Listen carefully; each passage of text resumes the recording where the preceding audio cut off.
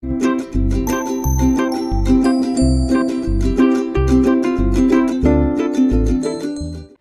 Everyone, welcome back to my channel. ನನ್ನ ವ್ಯೂವರ್ಸ್ಗೆ ಎಲ್ರಿಗೂ ಬಿಗ್ ಹಾಯ್. ಹಾಗೆ ಯಾರ್ಯಾರೆಲ್ಲ ಕಮೆಂಟ್ ಮಾಡಿದ್ದೀರಾ ಮತ್ತು ಲೈಕ್ ಮಾಡಿದ್ದೀರಾ ಪ್ರತಿಯೊಬ್ಬರಿಗೂ ಕೂಡ ತುಂಬ ಥ್ಯಾಂಕ್ಸ್.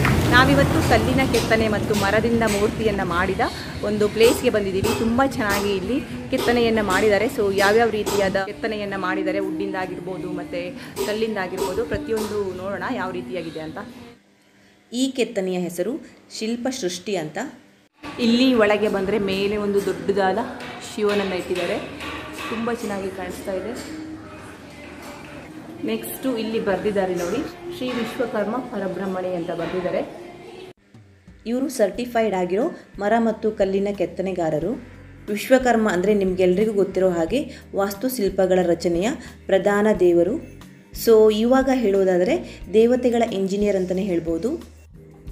ದ್ವಾರಕ, ಲಂಕ, ಸ್ವರ್ಗಲೋಕ, ಹಸ್ತಿನಾಪುರ ಇವುಗಳಲ್ಲದೇ ಅನೇಕ ರೀತಿಯ ದೇವಾಲಯಗಳ ನಿರ್ಮಾಣ, ಪುಷ್ಪಕ ವಿಮಾನಗಳ ನಿರ್ಮಾಣ, ವಿಷ್ಣುವಿನ ಸುದರ್ಶನ ಚಕ್ರ, ಶಂಕರನ ತ್ರಿಶೂಲ, ಕರ್ಣನ ಕುಂಡಲಿ, ಹೀಗೆ ಅನೇಕ ರೀತಿಯ ನಿರ್ಮಾಣಗಳನ್ನು ವಿಶ್ವಕರ್ಮ ದೇವರು ಮಾಡಿದ್ದಾರೆ.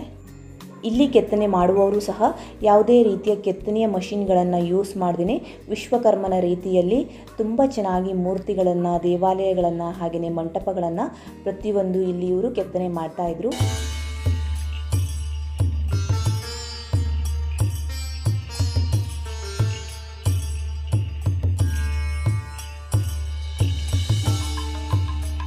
ಇಲ್ಲಿ ಕಲ್ಲಿನಿಂದ ಕೆತ್ತನೆ ಮಾಡಿದ ಎಲ್ಲ ಮೂರ್ತಿಗಳು ಇವೆ. ಇಲ್ಲಿ ಲಾರ್ಡ್ ವಿಷ್ಣು ಆಗಿರ್ಬೋದು, ಹಾಗೆ ಗಣೇಶ ಮೂರ್ತಿ ಮತ್ತು ಶಿವಲಿಂಗ, ಹಾಗೆಯೇ ನಾಗಲಿಂಗಗಳು, ಸೊ ಎಲ್ಲ ರೀತಿಯ ದೇವರ ಮೂರ್ತಿಗಳನ್ನು ಕಲ್ಲಿನಿಂದ ಇಲ್ಲಿ ಕೆತ್ತನೆ ಮಾಡಿರೋದನ್ನು ಇಟ್ಟಿದ್ದಾರೆ. ವುಡ್ಡಿಂದ ಮಾಡೋದೆಲ್ಲ ಆ ಕಡೆ ಇಟ್ಟಿದ್ದಾರೆ. ಸೊ ಇಲ್ಲೆಲ್ಲ ಒಂದೇ ರೀತಿ ಅಂದರೆ ಸ್ಟೋನಿಂದ ಮಾಡಿರೋದನ್ನು ಈ ಕಡೆ ಇಟ್ಟಿದ್ದಾರೆ. ಈ ಕಡೆ ನೋಡಿ, ಇಲ್ಲಿ ಎಲ್ಲ ರೀತಿಯ ವುಡ್ಡಿಂದ ಮಾಡಿರೋ ಮೂರ್ತಿಗಳನ್ನು ಮತ್ತು ಮಂಟಪಗಳನ್ನು ಪ್ರತಿಯೊಂದು ಇಲ್ಲಿ ಕೈಯಿಂದಲೇ ಕೆತ್ತನೆ ಮಾಡ್ತಾ ಇದ್ದಾರೆ. ತುಂಬ ಚೆನ್ನಾಗಿ ಮಾಡಿದ್ದಾರೆ ಪ್ರತಿಯೊಂದು ಮೂರ್ತಿಗಳನ್ನು.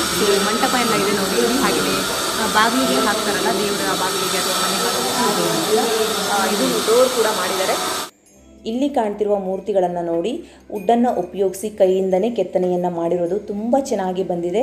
ಫಿನಿಶಿಂಗ್ ಕೂಡ ಅಷ್ಟೇ, ಎಲ್ಲೂ ಕೂಡ ಸ್ವಲ್ಪನೂ ಡಿಫಾಲ್ಟ್ ಆಗಿಲ್ಲ. ನನಗೆ ನಿಜವಾಗೂ ಆಶ್ಚರ್ಯ ಅನಿಸ್ತಿತ್ತು ಕೈಯಿಂದ ಮಾಡೋದನ್ನು ನೋಡಿ. ಇಲ್ಲಿ ನೋಡಿ, ವುಡ್ಡಿಂದ ಇದನ್ನು ಮಾಡಿರೋದು ತುಂಬ ಚೆನ್ನಾಗಿ ಕೈಯನ್ನು ಮಾಡಿದ್ದಾರೆ.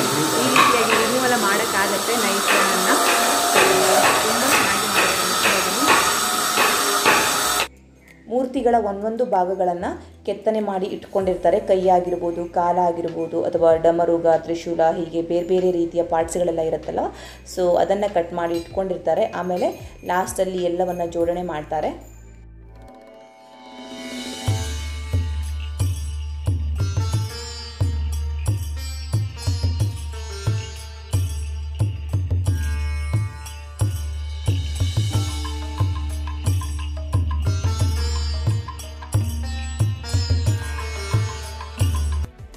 ನೋಡಿ, ಇಲ್ಲಿ ಕಾಣ್ತಿರುವ ಎಲ್ಲ ಮೂರ್ತಿಗಳನ್ನು ಹಾಗೆಯೇ ಮಂಟಪವನ್ನು ತುಂಬ ಚೆನ್ನಾಗಿ ಕೆತ್ತನೆ ಮಾಡಿದ್ದಾರೆ. ಪ್ರತಿಯೊಂದು ಭಾಗವೂ ಕೂಡ ಅಷ್ಟೇ ತುಂಬ ಚಿಕ್ಕದಾಗಿರೋ ಡಿಸೈನ್ಗಳು ಕೂಡ ತುಂಬ ಅದ್ಭುತವಾದ ಶೈಲಿಯಲ್ಲಿ ನೀಟಾಗಿ ಕೆತ್ತನೆಯನ್ನು ಮಾಡಿದ್ದಾರೆ.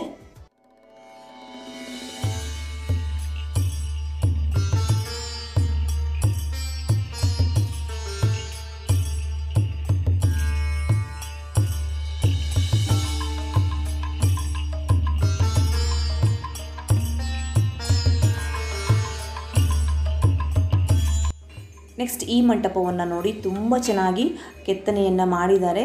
ಅಚ್ಚನ್ನು ಹೊಡೆದು ಮಷೀನಲ್ಲಿ ಯಾವ ರೀತಿಯಾಗಿ ಮಾಡ್ತಾರೆ ಆ ರೀತಿಯಾಗಿ ಬಂದಿದೆ. ಇದು ಫುಲ್ ಹ್ಯಾಂಡ್ ವರ್ಕ್, ಮಷೀನಲ್ಲಿ ಯಾವುದೂ ಮಾಡಲ್ಲ.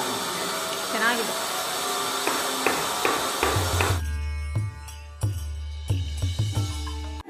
ಸರ್, ಇದು ಹ್ಯಾಂಡ್ ವರ್ಕಾ? ಇದು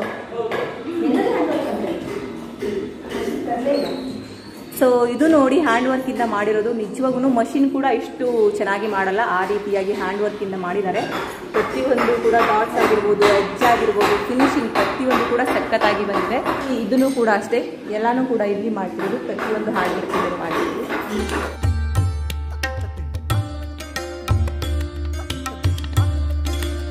ಇಲ್ಲಿ ನೋಡಿ, ಕಟ್ಟಿಗೆಯನ್ನು ಕಟ್ ಮಾಡೋ ಮಷಿನ್ ಇದು. ಸೊ ಯಾವ ರೀತಿ ಸೈಜ್ ಬೇಕು ಆ ರೀತಿಯಾಗಿ ಕಟ್ ಮಾಡ್ಕೊಳ್ತಾರೆ. ಆಮೇಲೆ ಹ್ಯಾಂಡ್ ವರ್ಕನ್ನು ಮಾಡ್ತಾರೆ.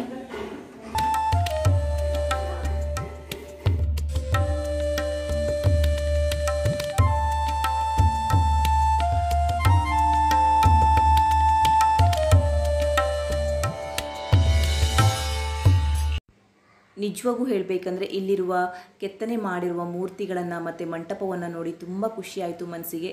ಹಾಗೆಯೇ ಈ ರೀತಿ ಕೆತ್ತನೆ ಮಾಡುವವರಿಗೆ ನಾವು ಯಾವಾಗಲೂ ಕೂಡ ಪ್ರತಿಯೊಬ್ಬರೂ ಕೂಡ ಉತ್ತೇಜನ ಮತ್ತು ಪ್ರೋತ್ಸಾಹವನ್ನು ನೀಡಬೇಕು.